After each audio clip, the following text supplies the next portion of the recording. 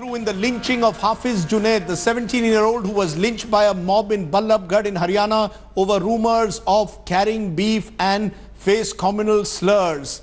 4 more accused have been arrested for the attack which took place inside a Mathura-bound train on 22nd June. Remember, Junaid was stabbed to death. His brothers Hashim and Sakir and friend Mohsin were severely injured by the mob which allegedly hurled anti-Muslim slurs at them. All 4 were thrashed from Tughlakabad to Ballabgarh railway station, attacked with sharp weapons, later thrown off the train at Asoti railway station. The accused will now be produced in a Faridabad court tomorrow. They've been booked for murder, wrongful confinement and for targeting a religion. And days after that incident took place, citizen protest marches have been held across multiple cities today to protest against the rising incidents of mob lynching. The protests took place spontaneously in several parts after a Facebook post by a filmmaker, Sabha Diwan, spawned a powerful online campaign, "Not in My Name." Citizens came out in huge numbers in Delhi, Mumbai, Bengaluru, Kolkata and 8 other cities and conducted peaceful protests with music, banners and candlelight marches to protest the violence. The protests come after Junaid was stabbed to death on a Mathura-bound train over seat argument just days after DSP Ayub Pandit was beaten to death by a bloodthirsty mob in Srinagar. Listen in to some of those who had come in for those protests. No more mob lynching, no more hate crimes in my name. Not in my name. That is the call of the protesters here that have gathered in Jantar Mantar. Hundreds have already gathered. We're expecting a lot of more crowd to trickle in. This is the protest that was called last week after the mob lynching of Junaid Khan on a train. As you can see, the organizers here have also set up a map showing the number of mob lynching instances that have taken place since the murder of Akhlaq in 2015. About 17 cases of mob lynching, and the final nail on the coffin was the mob lynching of Junaid Khan. You have lots of students here, people from all ages, lots of eminent personalities, actors, poets, artists have also come. You have children, you have senior citizens as well, and completely unaffiliated with all this. You also have college students who have come here. Tell us, you're completely unaffiliated with this protest. What drove you to be a part of this? I think the inherent anger that we all feel, which has been for everything that's been going on for so long, and I think that really brought out a lot of people who ordinarily wouldn't want to come out. And I think the situation at hand has just gotten, it's at an unprecedented level, and it's something that I could never imagine, because you're fighting for something that is so basic, so fundamental, that I think the anger that we feel has brought us all out. See, all of them are wearing a red and black band. All of them are also carrying posters. We spoke to the organizers of this particular event, and they said this is not selective outrage. This is against mob lynching as a whole. We spoke to all of them, Sabha Diwan as well. She said they also condemned the lynching of DSP Ayub Khan in Srinagar just last week. So the fact that it's being called selective outrage is ridiculous. That is what these people have to say. Hundreds are gathered here in Jantar Mantar. Hundreds have gathered in other cities of India. This is not just a nationwide protest, but a worldwide protest as well, with protests being hosted in London and Toronto. With camera person Janendra, this is Zilma Hassan for India Today. Do these protests really matter? Can they really change things? Or is this also a case of selective outrage, as the critics put it? Dr. Ramachandra Guha, historian and columnist who himself was part of the protests in Bengaluru, joins me at the moment. Dr. Guha, appreciate your joining us. Tell us, do these protests really matter? What made you go, for example, to Bengaluru? Is it tokenism, or do you believe there's something more important in these kind of public citizen protests, free of any political involvement? Rajdeep, something we've forgotten in India in recent years is that democracy is about much more than winning and losing elections. A party wins an election, and for the next 5 years, it thinks it's invulnerable and immune to all criticism. It doesn't care about parliament, about the media, about citizens. The Congress government, you will recall, behaved in an incredibly arrogant way after the election in 2009.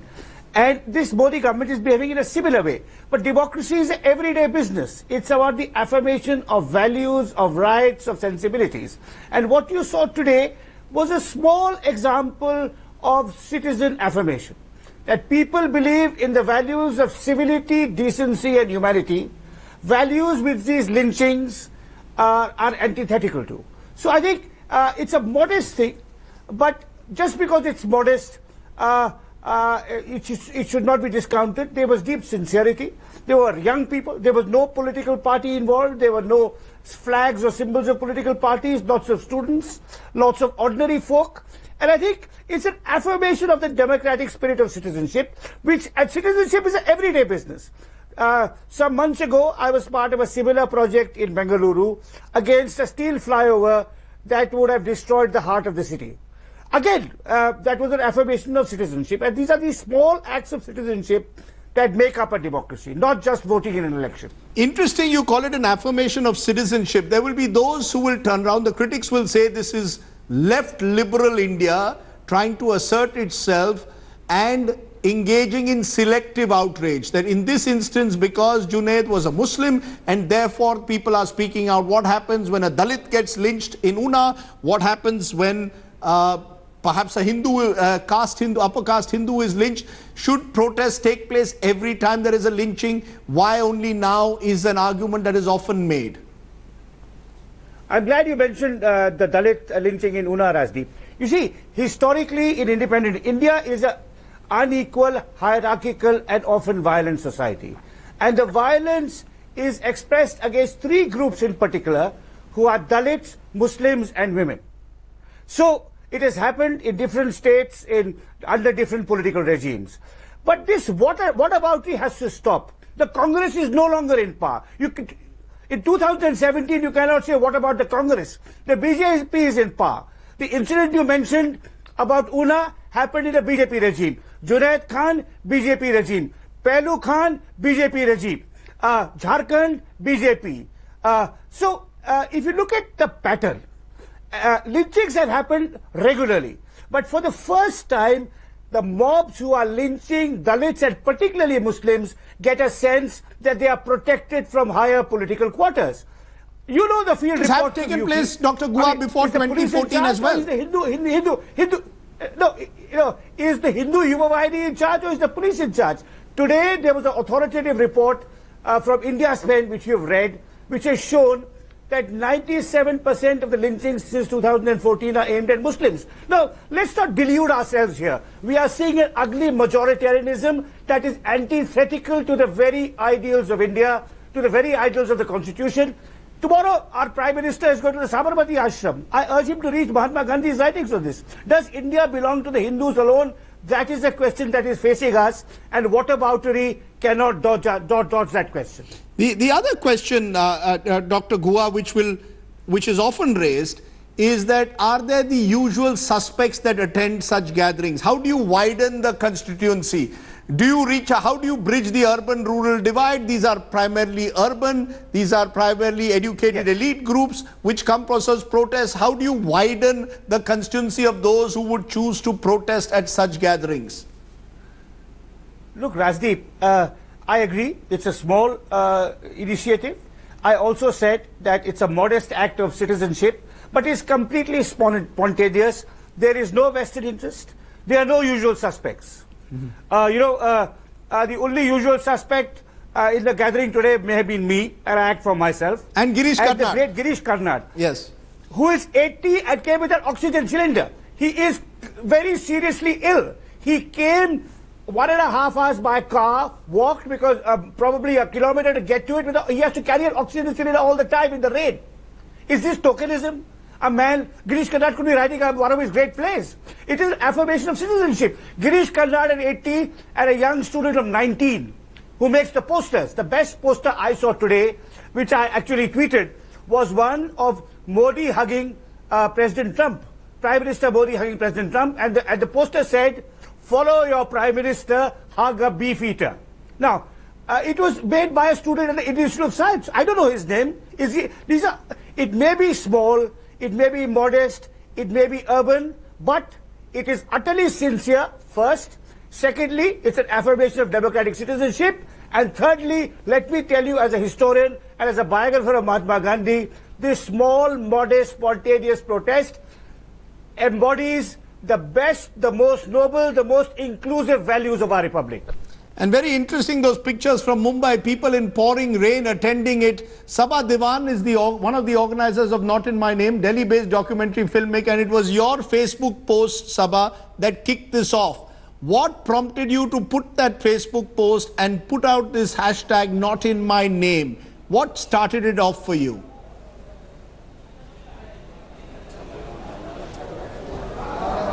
Well, actually the process, you know, the disquiet and the growing outrage has been there for a long time now, with the kind of, violence and discrimination and exclusion that is being faced, especially by Muslims.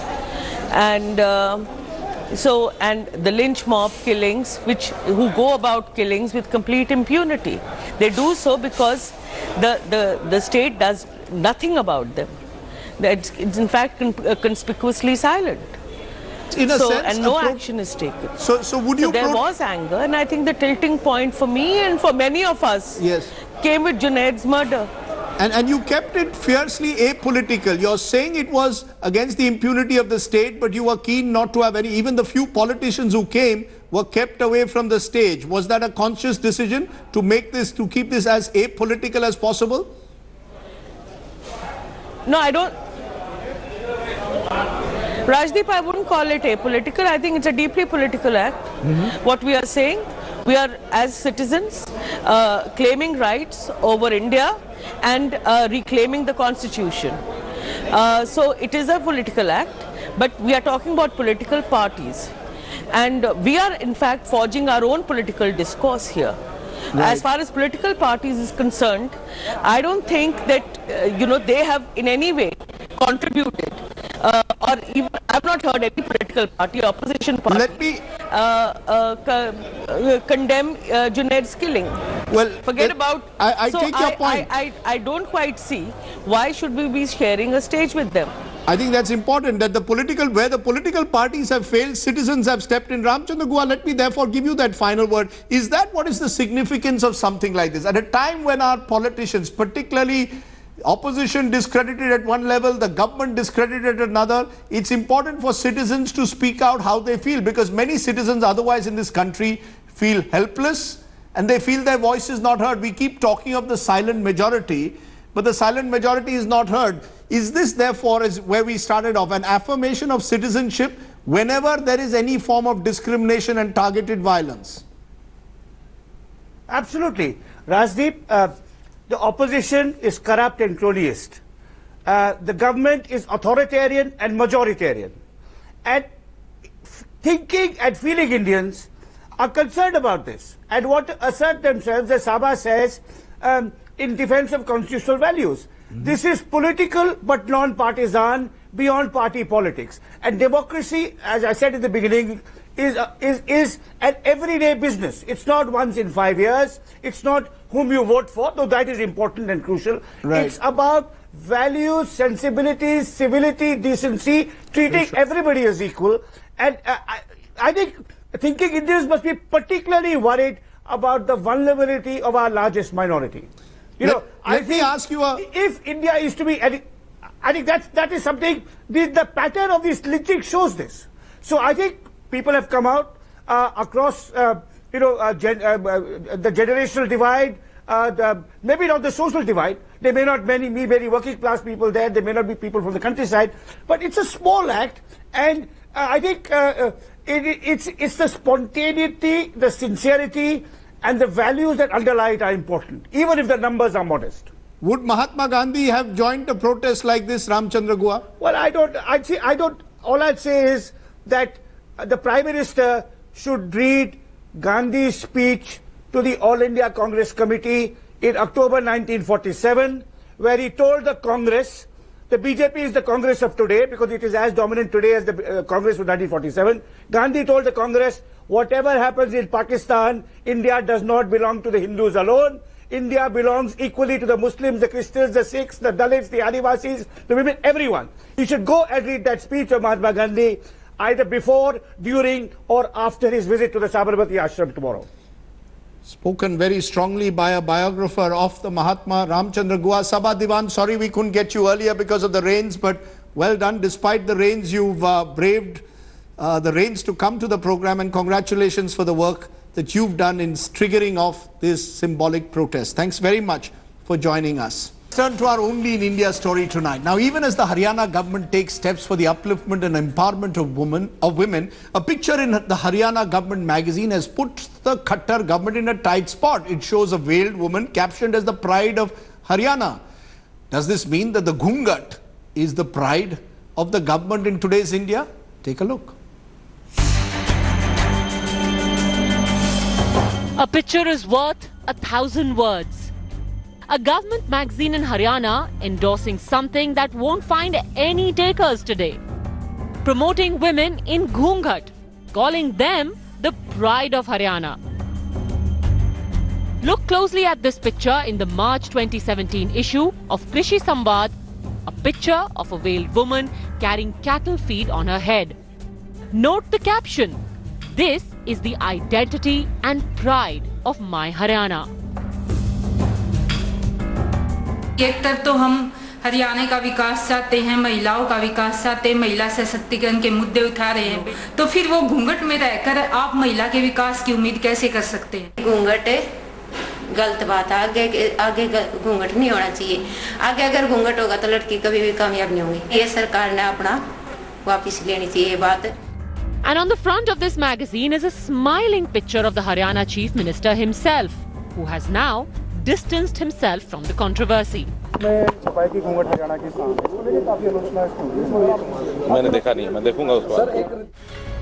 Most might think the photo is a huge embarrassment, but there is still no outright condemnation. जहाँ तक एक घूंघट में ये कोई अनिवार्य नहीं है कि ये घूंघट जरूर होना चाहिए। प्रथा के तौर पर अगर कोई सहर्ष खुद इसको स्वीकार करता है तो अलग बात है, उसका तो किसी को ऑब्जेक्शन भी नहीं हो सकता। For a government that has launched a slew of initiatives for supposedly women empowerment like Beti Bachao Beti Padhao and Selfie with Daughter, one of its own magazines coming out with such a regressive picture is baffling beyond belief. With Satyendra Chauhan in Chandigarh, Bureau Report, India Today. Only in India. Okay, let's leave you then with our image of the day. The Dutch Prime Minister gifting a bicycle to Narendra Modi. A picture shared by Prime Minister Modi on Twitter shows him smiling and riding a bicycle which was gifted to him by his Dutch counterpart. From hugging Trump to riding a bicycle with the Dutch Prime Minister. What next will our dear Prime Minister do? A photo op is our image of the day. Good night. Goodbye.